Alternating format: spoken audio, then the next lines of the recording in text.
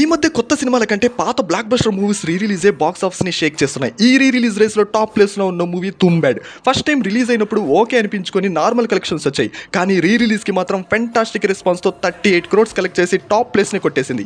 ఇక యూత్ ని సర్ప్రైజ్ చేసిన మూవీ సనం తేరీ కసం. ఈ రొమాంటిక్ డ్రామా కూడా ఫస్ట్ టైం రిలీజ్ అయినప్పుడు డల్ కలెక్షన్స్ వస్తే రిలీజ్ కి మాత్రం ఓన్లీ 6 days లో 29 crores కలెక్ట్ చేసి సెకండ్ ప్లేస్ ని కొట్టేసింది.